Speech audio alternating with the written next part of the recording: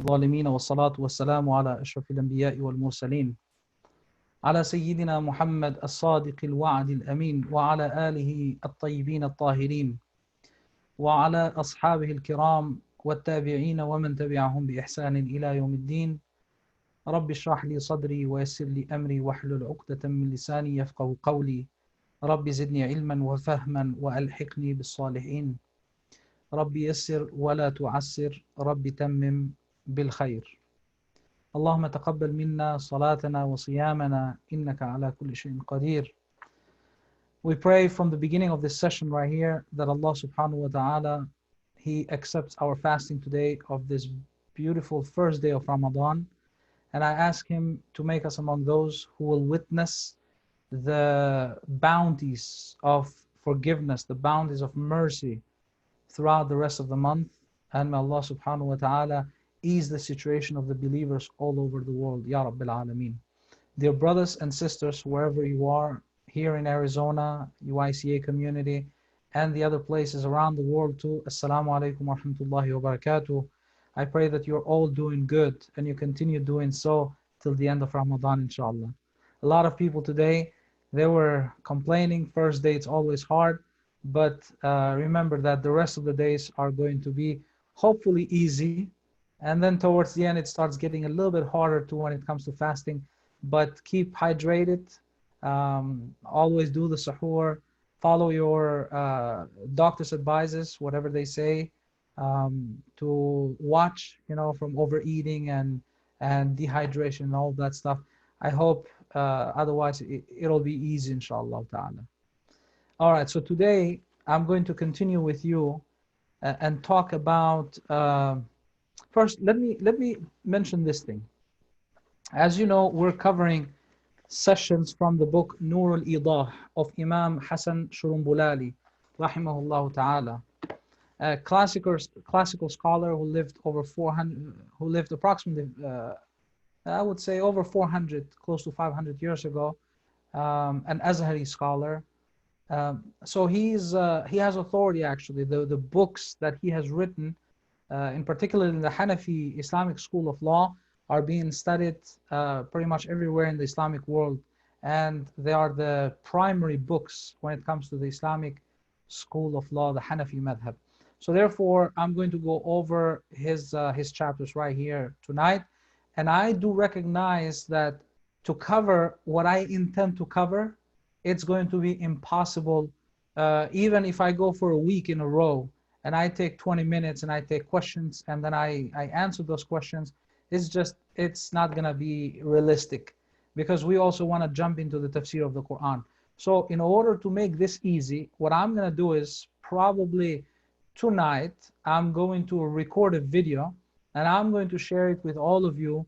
The video, it may be maybe more than half an hour, and I might record maybe like 2 or 3 videos. So this way we will be all aware of the rules. Again, not all the details of the rules, but just the rules of fasting. What is kafara? What is expiation? Well, that's a translation in English. What is fidya? And so many other things we're going to be doing during these sessions that we're going to be recording. So otherwise, like I said, it's going to take us a long time.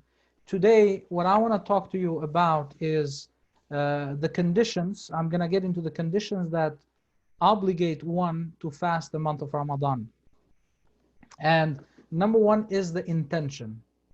Intention is very important. As the Prophet ﷺ, he says in a hadith, إِنَّمَا الْأَعْمَالُ بِالنِّيَّاتِ. The deeds go according to their intentions.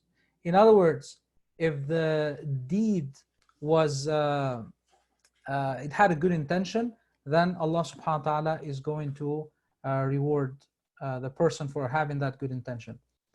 Let me just interrupt very quickly here, Brother Muhammad. Is there a way how we can get us live on Facebook as well? How we can share this, or is it already shared? So I'm having difficulties from either Zoom or Facebook. They're not letting us to go live, but I'm recording this, inshallah, and we can post it. Okay, that's good. That's good. All right, so let's continue. The first thing is the intention, as I said, and then the second thing is to be free from anything that is contrary to fasting. What is contrary to fasting? Eating, for example, or drinking, that would be contrary to fasting. Or ladies, for example, in their menstrual periods or postnatal bleeding and so on. And I'm going to try to keep it, because the book goes into so many details, and I'm not going to go over all of those details. What I'm going to try to do is I will try to keep it simple and not to get to so many issues that are, or matters that are pertaining to ladies, or between husband and wife, that kind of stuff. I'm going to try to stay away from most of the stuff, but I'm going to mention things that are generally known and acceptable, because I do recognize the fact that we may have children as well in this group, and we're going to try to keep it, as I said, on the surface level. All right. So one of the things that also I want to mention is that which does not nullify fasting.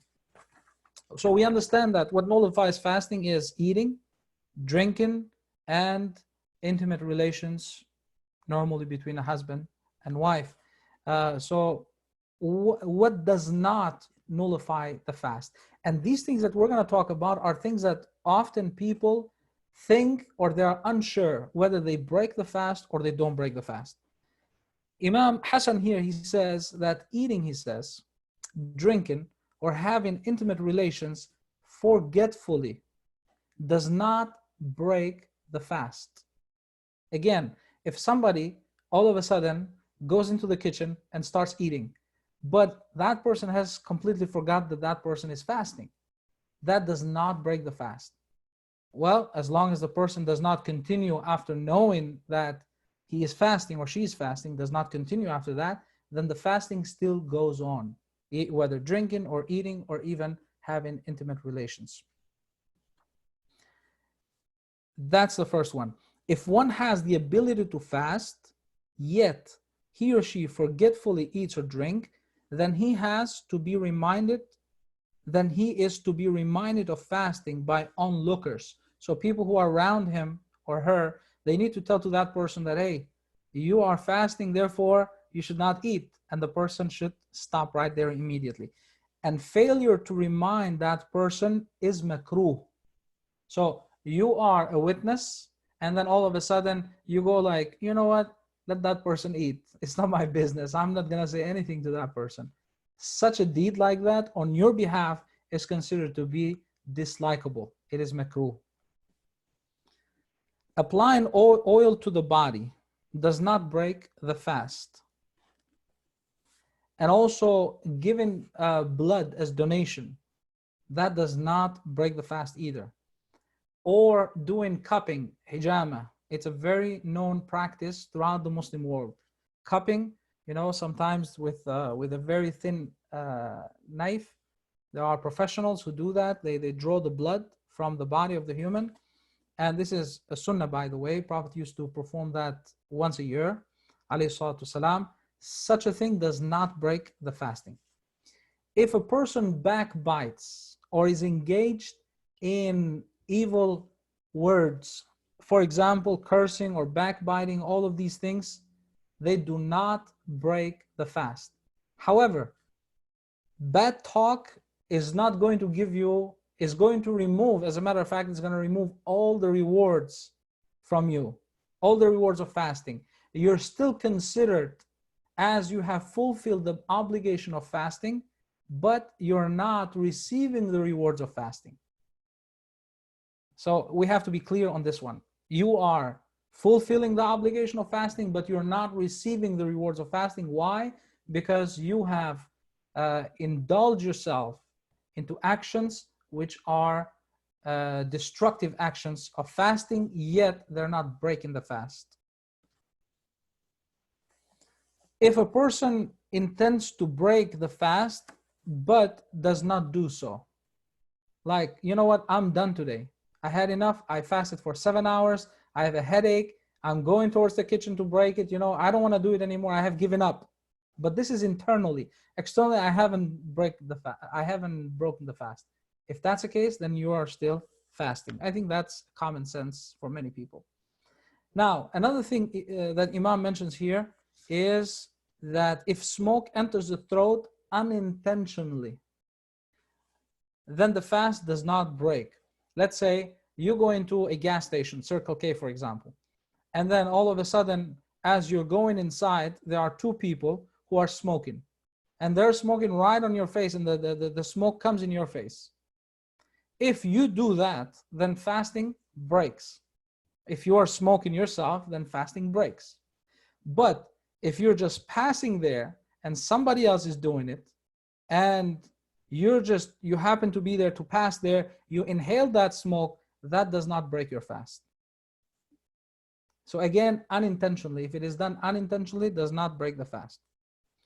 Likewise, if dust, even the dust of flour, he says, or even a fly or the taste of medicine accidentally enters the throat while one remembers he or she is fasting, then he or she has not nullified his or her fast.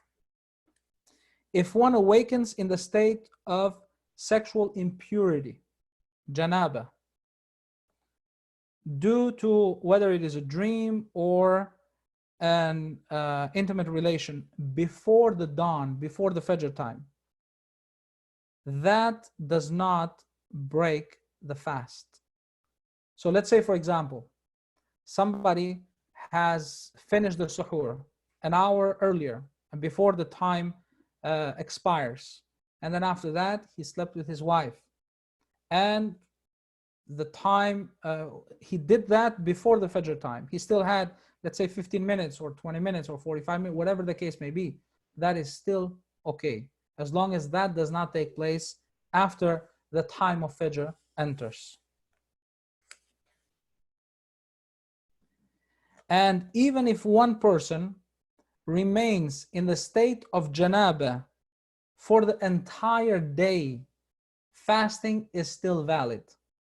Well, somebody will say, if somebody stays in the state of janaba for the whole day, how is he doing the prayers? Well, he is or she is not doing the prayers eventually, and that person will have gained some sins from not doing the prayers, but that does not nullify the fast though. We're talking here, we're referring to fasting. So fasting does not nullify even if a person is in a state of janaba throughout the whole day. What else does not break fasting? If one enters a river or a lake or an ocean or even a pool, we have pools here, and water enters inside the opening of the ears, the fast does not break either. If nasal mucus enters the nasal passage, again, if nasal mucus enters the nasal passage and is sniffed back into the throat and swallowed on purpose, the fast remains sound. It's not a good thing to do, but the fasting is technically valid. Why? Because you are not inserting in your mouth something that is from outside. That is your own saliva, for example, and that is fine. Or even here, we're talking about the mucus and all of that. This is yours, so it is okay. You're not getting that from outside. However, the mucus or the mucus of the throat must be expelled so that it does not break the fast, according to the saying of Imam Shafi'i. Because in the Shafi'i madhab, it's the opposite. Like, it will break the fast. But Hanafis, they say it's not going to break the fast. But therefore, it is better to avoid these suspicious things by simply, if you have mucus, you just throw it out. And intentionally vomiting less than a mouthful does not break the fast, according to the most sound view among the Hanafis. I repeat it again. Intentionally vomiting less than a mouthful, because if it is more than a mouthful, then it's going to break the fast. So we're talking about vomiting a little bit. If that's the case, then does not break the fast, according to the most sound view. Even if the vomit comes up, goes back inside, according to the correct view. I know that this is kind of disgusting for a lot of people to even think about, but let's say for some reasons the you know, a little bit of vomit came into your mouth and then you're swallowing it back, this does not break your fast. Why? Because again, it's the idea that you're not putting something from outside in your mouth or in your body. It is your own thing. I'm not going into much details here, but I think everybody knows the, you know, can picture that. Another thing that it doesn't break the fast, if a person swallows the traces of food that remains between his or her teeth from the pre-dawn meal. You ate the suhoor, and then all of a sudden, you didn't brush the teeth. That is not good. You should brush the teeth after the suhoor. But let's say you didn't brush the teeth, and a little bit of food got stuck between the teeth. Now, what breaks and what doesn't break?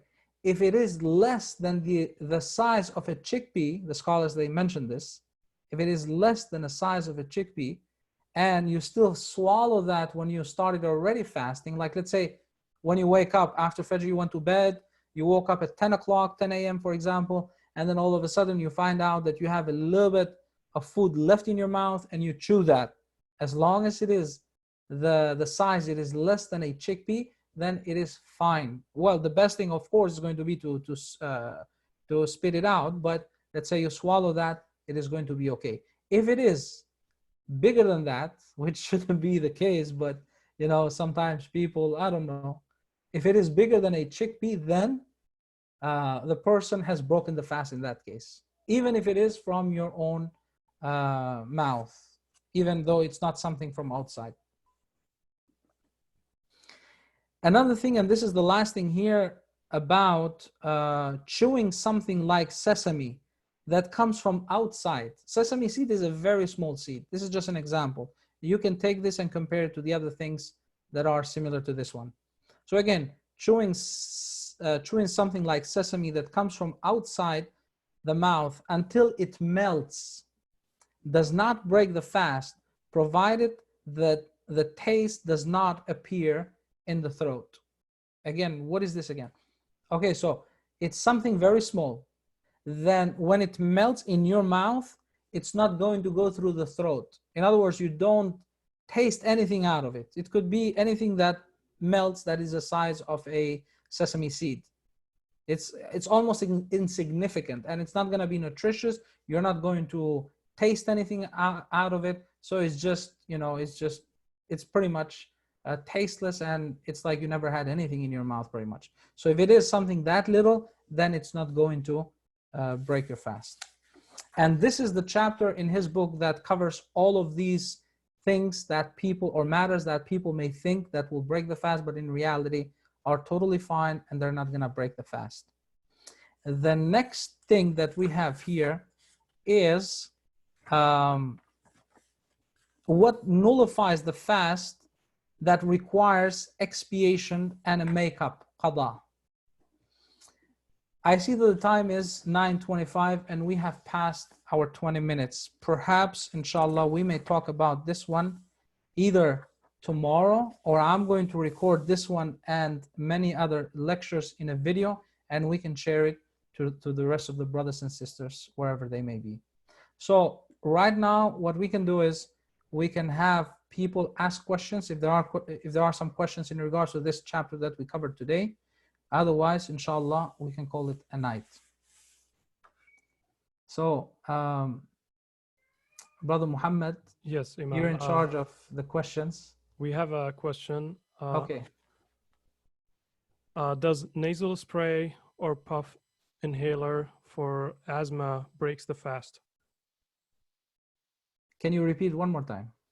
Does nasal spray or puff inhaler for asthma illnesses break the fast? So for asthma, the scholars, they have ruled it out that it does not break the fasting. So somebody who uses that, they can continue using it. It's not a nutritious. They can continue using it and they can still perform their fast.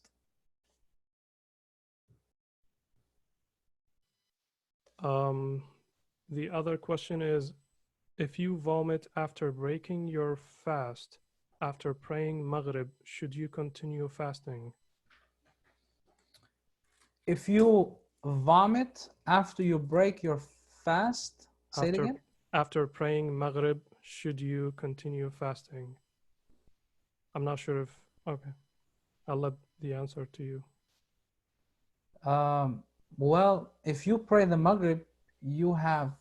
They probably already broke the fast. So. Yeah, I mean, if you, well, probably the question may be like this: if you break your fast with a vomit and the Maghrib time came in, you have broken the fast, and that day will count for you. Again, let's say you fasted all day, and you didn't have a chance to break it with dates or water or food or anything like that, and all of a sudden a person during that time throw up more than a mouthful. That is the breaking of fast right there, and it counts for the person as long as it was right after the time of Maghrib entered. All right, the other question is, does toothpaste break the fast? Okay, so toothpaste does not break the fast, but again, I would recommend people to be very, very careful in using the toothpaste. Toothpaste, if you let yourself loose sometimes, it can go in your throat and it can go, inside your body. Therefore, be very careful when you use the toothpaste. Try to put a very, very small amount. Some scholars are very concerned about this one, as a matter of fact. They say that this is makruh. And I heard even some say that this breaks, but that's not the main position here. You can still use it, but be very careful when using the toothpaste. However, miswak, it is, as a matter of fact, it is a sunnah to use miswak while you are fasting. Jazakumullah khair. There's another question. Is wearing a perfume break the fast? Wearing a perfume does not break the fast. However, putting a lot of perfume, according to some, it does. So again, that's not according to all, but according to some, it does if you put a lot. You should keep it. If you prefer to put perfume, I would stay away from it. If it is, for example, something very light, like let's say a cream on your body or something similar to that one, in order to eliminate the odor of people who are working outside or they have hard jobs, and they want to put stuff in their body, they want to put some oils or something in order for them to smell good, then it's okay. But otherwise, try to avoid these smells. But even if you put it in a low quantity, and don't go a lot with oil or perfume, very little. And this is in regards to male, by the way. Yes. I think the other question you already answered about nasal sprays and inhalers for people who have allergy. I think that's just like the asthma, but you can confirm it. Yes. And does accidentally bleeding or injured breaks the fast? Accidentally bleeding, when you bleed, the blood is going out of the body. Therefore, it does not break the fast. It breaks the wudu, but it doesn't break the fast if it is more than the precise or the. Anyways, I don't want to go into the details there because there's a difference of opinion among the scholars. When does the wudu break? When the blood comes out, but it's not gonna break the fast. But if it's a lot of blood coming out, then you're probably sick at that point, and you'll probably need medical assistance. And but technically, no, it doesn't break the fast if blood goes out of your body from outside. Yes. The other question is, I have an eye injury and the doctor advised me to put eye drops 3 times a day. Can I put the drops in the afternoon while I'm fasting? It goes in my throat sometimes. Does that break my fast? So if that's going to reach your throat, the fasting is going to be broken for sure. However, I know that especially here in Arizona, living here, a lot of people, they have very dry eyes. And if that's the case, then it's going to break the fast. Where you feel that it is going through your throat, then it's going to break the fast for sure. Yes. And the brother, I think, is correcting one of the questions. He's saying they're asking about sinus rinse, which is water inside the nose and comes out of the mouth for the allergies. All right, for the allergies, if you're going to use water and you're going to sniff it and it's going to come through your throat, that's going to break wudu for sure. Because anything that goes inside your throat and your body, it's going to break the fasting. I hope I didn't say wudu, right? It's going to break the fast. But sometimes when we make wudu, if it is just a little bit that goes inside your nose and you blow it out, this is not going to break the fast.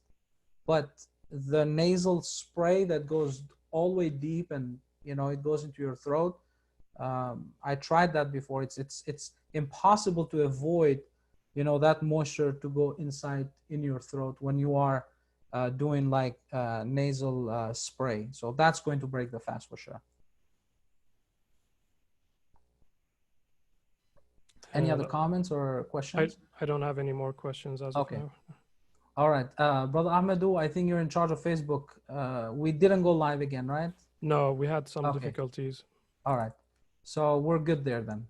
All right, so let's pray for the acceptance of this day, and inshallah, may Allah subhanahu wa ta'ala make all of us from those who will benefit tomorrow.